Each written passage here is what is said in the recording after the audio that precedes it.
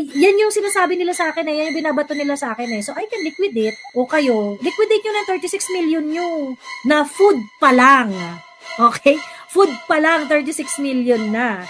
Okay? At what point kayo nagpakain ng 10,000 na katao? 'Di ba? Para kayo ay may 36 million. Kasi niyayabang pa ni Maui Pagkain pa lang yan, wala pa ang rally materials, sabi niya. Ang difference ko ay Maharlika at dun sa mga iba na mukhang pera dyan, hindi ako takot maghirap. Kaya kong kumain ng okra every day. Because for me, sleeping at night peacefully is more important than anything else. So kayo, ayan, sila Maharlika, sila Maui, sila 167, kayo ang tunay na scammer. Ginamit yung mga Duterte supporter para makapangolekta kayo ng milyong-milyong pera. Ginamit niyo yun para makapangolekta kayo ng milyong-milyong pera. Alam niyo yung sobrang nakakaloka, yung sobrang nakakadiri dito. May pinost si Kuya Miko May pinost si Kuya Miko. Yung post kasi na yun, sobrang defensive ni Maui. Okay? Yung pangyayari na yun, yung isang OFW, nagigil na kay Maharlika. Actually, hindi ko naman talaga yun personally nakakilala. Tapos hindi rin naman kami, recently lang kami nakapag-usap As in, ito lang, nung binabash-bash na siya ni Maui at saka ni nun lang kami nakapag-usap. So, kaya parang ang feeling yata nila Maharlika na tinanim ko siya. Tinanim ko yung OFW na yon. So, apparently, yung OFW na yon, nagbigay siya ng several donation dito sa grupo nila Maharlika. So, ngayon, pinakita niya sa akin yung resibo Ito yung sinend ko, merong 200 Canadian dollars, merong 100 US dollars. So ngayon, nung nagbigay ng resibo itong donor, ang unang nakita ni 167 is yung 200 Canadian dollar lang. Tapos sabi niya gano'n, anong 10,000? Sabi niya gano'n, anong 10,000? Ang 200 Canadian dollars ay hindi aabot ng 10,000. Nagtatatalak na si 167. Ganyan, nag-aanon siya. Inaway-away niya. Pinahiya niya, binerate niya, inano niya. As in talagang to the point na yung donor pa ang sinabi niyang scammer. Yung nagbigay pa ng pera sa kanila, ang tinawag ni 167, Nelson Guzmanos, at ni Maui na scammer. Diyos ko! Ngayon, nung sabi nitong donor, sabi niya gano'n, kasi ang banat nito ni 167, ay ang tawag dito, magkano ba binigay mo, ire-refund na lang namin kayo, ganyan-ganyan. Hindi naman nag-after sa refund yung donor. So sabi nung donor, hindi ako after sa refund. Ang gusto ko malaman kung paano nyo ginastos yung mga napunta sa inyo. Yun lang naman ang gusto kong malaman. Kung maliquidate ninyo, edi okay. 'Di ba? Pero wag niyo i-deprive yung karapatan kong magtanong. Si Maui, of course, is expected that she is going to pounce on the donor. In order to humiliate the donor, ito yung response niya. Sabi niya, eto para maintindihan mo, food pa lang yan, 36 million pesos estimate. Kung murang pagkain, say 60 pesos per meal, aabot pa rin ng 18 million pesos ang gastos. Wala pa dyan ang pamasahe at rally materials. Sa lagang $200, pagsasalitaan mo na kami ng masama, sabi ni Maui Spencer. So what are you telling us? That you spent 18 to 36 million pesos for the food just for the rally? First question, where did you get the money? Pangalawa, you have no right to ridicule a person dahil minuscule yung kanyang ambag. Dahil $200 lang yung kanyang ambag at ang nagastos nyo ay 36 million pesos. 'Di ba? And ipakita ninyo na nagpakain kayo ng 10,000 tao. Kasi there is no time in EDSA na umabot siya ng 10,000 tao. There is really no instance na umabot ng 10,000 tao doon sa EDSA. Pinakamarami na niyan hapon, pero walang breakfast, lunch, and dinner na 10,000 yung tao. So ngayon, I know you are tired of listening to this. Okay? At sabi ko nga, alam ko na itong ginagawa kong to, alam ko that a lot of people who are following me, who would listen to my live, alam ko tatabangan kayo kasi matotoxican kayo dito But someone really has to do it. And ako, sa totoo lang, kung mabura ako dito sa social media, ano naman? Diyos ko, nag-survive nga kayo nung panahon nila, PRRD na ang social media personalities nyo, yung mga original na Duterte supporters Diyan si Attorney Trix, si Ate MJ, si Chrisette, si Sas. If I'm going to be removed in social media at mabubura ko, ano naman? I don't care. Ang importante, wag niyong ginagago ang mga tao. Ang importante, wag kayong naninira ng mga taong inosente. Because that's the worst thing, ano. Ako talaga, hindi ko talaga kaya yung mga tao na wala namang ginagawang masama pagkatapos gagawa ng kwento. And Maharlika had proven herself as that kind of bitch. Na siya, willing siyang gumawa ng kwento. Tingnan niyo yung pinost pa lang niya kanina. Sabi ko nga, yung pinost niya na video, ang music na scammer, scammer ka pala, scammer, scammer ka pala. Yun yung yun yung music nun. Yung pinost niya sa Boljakan page niya. Ngayon, Maharlika is kupal because alam niya, nandun siya sa Amerika at wala naman siyang balak umuwi ng Pilipinas. Diba? Grabe corruption. Yun nga eh. Yun yung sinasabi ko before. In fact, dati worried na ako dyan. Sinasabi ko, alam mo meron something wrong dito kay Maharlika. Kasi kuda ka ng kuda about the government, galit na galit ka sa mga katarantaduhan ng gobyerno, eh ikaw mismo, corrupt ka at yung mga kaibigan mo, corrupt kayo pare-parehas. Joey, baka binilang ni Maui yung mga bypassers. Hindi, OA talaga siya. OA talaga siya. Hi, Mami Laika. Hello, napakit lang ako kasi naloka talaga ako dun. Yung mga donation nila, umaabot na ng 36 million. Well, Maui is boasting about. Di ba sinabi niya na magpapakain tayo 1,000 tao, 200 lang ang ano mo, $200 lang ang yabang mo, pagsasalitaan mo na kami? O ba't hindi mo maliquidate yung 36 million? Ang laking business na pala niyan. Alam mo, Mia, kaya, di ba, alam mo naman ako, hindi ako, kumbaga kaya hindi ako nyo kasama kasi wala naman akong balak mag-vlog talaga, wala naman akong something, wala akong balak sumikat or whatever. Pero medyo may red flag sa akin yung mga vloggers. Pinilang parang nung time ni Titi, si Sas, si Crisette hindi ko masyadong pinapalo, pero pag may mga donation drive si Crisette noon sa Marawi Soldiers, mga nagbibigay ako. Pero kila Maharlika noon, saka yung iba pang vloggers na hindi ko na nasasabihin kasi hindi naman sila kasali sa Kawalana.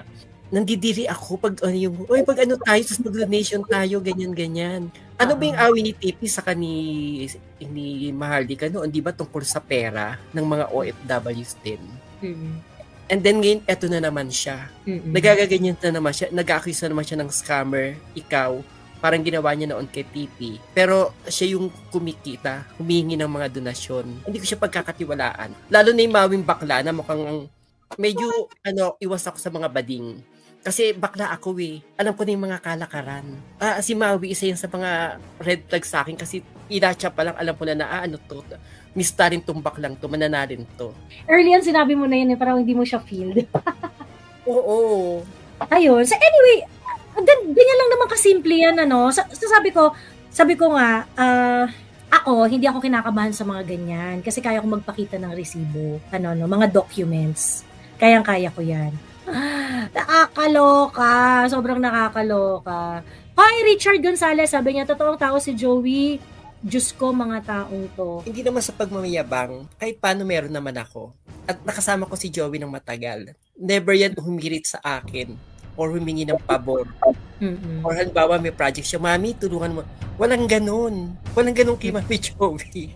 Hindi niya kami nilalapitan ng something or whatsoever. Parang bahala ka kung gusto mong magbigay or bahala ka. Pero yung siya mismo mag-initiate para lumapit, hindi niya ako nilapitan. Like for example, Mami, may ganun kami, baka gusto mo mag-donate. Hindi niya pa ako nilapitan kahit once. In short, hindi ako burakot. Oo. Joey, ang bait mo naman, sinasabi mo na agad plano kay Maui, pati tuloy si Thea Tan nakikialam, di naman kasali. Hayaan mo na, magkaibigan nun si Thea Tan at saka si Edwin Hamora. Yan ang may friendship talaga yung dalawa na yan. So kaya nga si Edwin Hamora, actually yellow talaga yan. Totoo talaga yung mga sinasabi ng iba na yellow talaga siya. Well, kasi ang naman, si Edwin Hamora, before, nagsasalita siya, may mga sense naman yung iba niyang mga comments. So, hanggat may sense ka, walang problema. Ang problema kasi ngayon, talagang wala talaga siyang sense. Tapos nagsasalita siya about logical fallacy. Kasi di ba niya naiintindihan yung sinasabi niya. But anyway, enough with Edwin Hamora kasi si Edwin Hamora, I don't think he is going to stop because that's how he is wired. Yung parang ang feeling niya, kailangan siya yung last say. So, for Edwin Hamora, ano na lang yan, legal action na lang talaga yan. Yan yung sinasabi nila sa akin yan yung binabato nila sa akin So, I can liquidate, wala mang problema. O kayo, liquidate nyo ng 36 million nyo. 'Di ba? Liquidate nyo ng 36 million ninyo na food pa lang. Okay? Food pa lang, 36 million na. Okay? At what point? Okay? At what point kayo nagpakain ng 10,000 na katao? 'Di ba? Para kayo ay may 36 million. Kasi niyayabang pa ni Maui Pagkain pa lang yan, wala pa ang rally materials, sabi niya. Sabi ni Kid Wanderer, sorry for gaslighting, pero kasi medyo may fault din ang ibang OFWs for the Duterte-related events. Nagkaroon tuloy ng opportunity ang mga scammers to take advantage ang generosity ng mga OFW. Kasi nga yung mga OFW, karamihan sa kanila nangungulila, they want to be a part of the movement. Kaya nga somehow natutuwa ako na nagkaroon ng pagkakataon yung mga OFW na mag-shine. Yung kumbaga yun yung silver lining nitong mga pangyayaring to, no? Kasi nung si PRRD dinala sa Hague, nag-shine talaga yung mga OFWs natin. Kasi nagpakita talaga sila talaga yung maiingay sa iba't ibang bansa, sila talaga yung gumagawa ng rally, nag-aambag-ambagan, yung mga ganung bagay ba? Yes. Pero wag naman natin anhin yung OFWs kasi gusto lang nilang makapag-contribute on their own way. So, ang sisihin natin dito yung mga nananamantala. Yung oportunista. Si Dean Chase nakikisali na rin sa kanila. Sabi ni Patricia, hayaan na natin. Trip na malaki naman na sa Dean Chase. Alam niya na gagawin niya. Joey, di ako kamura naman kay Teyatan. Naiinis ako lagi kanya tinitira. Pinapangalanan ako ni Teyatan? Di ba siya yung may mga tinakbuhang utang, credit card ba yun or ano? Kaya nga tawag sa kanya Teyatan Panran Oo. So ayan yung mga taong yan tapos magsasabi kay Mami Joey na scammer. Hello. Oo. Ayun. Tapos yung mga OFW sabihan ko lang, kay Coco Locoy, kay Mami Joey, alam ko na hindi yan manggagancho. So kung gusto nyo mag-donate, may mga project, supportahan po ninyo. Kasi nung nasa TikTok kami, kahit may magbigay sa kanilang 10 stars na parang 20 centimos lang yung halaga, marunong magpasalamat sila, tinatanggap nila at minitresyo nila na nag-effort kayo magbigay. Kahit 10 stars sa TikTok na ang halaga yata is parang 5 piso lang o piso lang yata. Wala, hindi 10 stars sa TikTok. Ano lang yun? Kasi $1 sa TikTok, 200 stars. 200 stars. Ito, nagbigay ng $200 Canadian tapos binardagol nila. Parang, gago ba kayo? Oo. Nag-donate yan tapos sa Hawaii ninyo. Kahit pa 50 pesos lang binigay niyan Sabi ni Iseraf, sorry for being ignorant, pero curious lang, di ba sila ma-flag ng AMLA if suddenly may pumasok na 36M sa account nila? I believe ganun din if they use wallets like GCash, at least KYC. Yeah, I think ma-flag sila, pero mag-explain lang naman sila dyan Sabihin nila may project, ganun. Ang kailangan lang naman ng AMLA dyan, ano yung legitimate activity. So, pwede rin naman kasi yung 36 million, hindi pumasok lahat sa account nila. Pero hindi rin naman pumasok sa account nila, pwedeng cash. 'Di ba? Pwedeng nagpunta sila sa isang office, nag-meet sila doon, tapos lumabas sila ng may 7.5 million, ganyan. Pwede naman ganon, 'di ba? Kasi yung mga magdo-donate sa kanila, ayaw din ng trace. Pwedeng ganon. There's a different kind of power in a person with dignity. Miss Joey, your strength comes from truth and integrity. That's why we stand with you, sabi ni Lawrence Kikay. Maraming salamat po, ma'am. Thank you very much. Ayan, that's what I like kay Joey kasi di siya nanghihingi at nagpaparinig. Not unlike dun sa isa, pa-coffee daw at pa-kendo. Si Teyata na nabigwasan ni Kuya Miko na nahimik, bumalik. Totoo. Ano yan si Kuya Miko kasi relentless talaga yan. As in, hindi ka tatantanan yan. Sobrang hindi ka tatantanan. Nung nasa Quadcom kayo, tapos live yata yun. Ewan ko kung kaninong live. Nagko-comment ako ng, Miko, tumigil ka na. Ay, naku, ito na naman si Miko. Miko, tumigil ka na. Ginagano ko. Siguro nabasa ni Kuya Miko, hindi ako pinapansin. Kasi parang, Hoy, parang wag mong sundutin yung mga yan. Baka mamaya, bigla kayo i-contempt. Kaya tumigil ka na, Miko. Miko, kahit kailan. Ganun. Ayun, kasi pag inaway niyo, hindi kayo tatantanan ni Miko. Oo, pag inaway niyo si Kuya Miko, hindi kayo tatantanan yan. At lalo na si Kuya Miko, pagka nakakita talaga siya ng injustice, hindi rin talaga yun mapapakali. Ganon.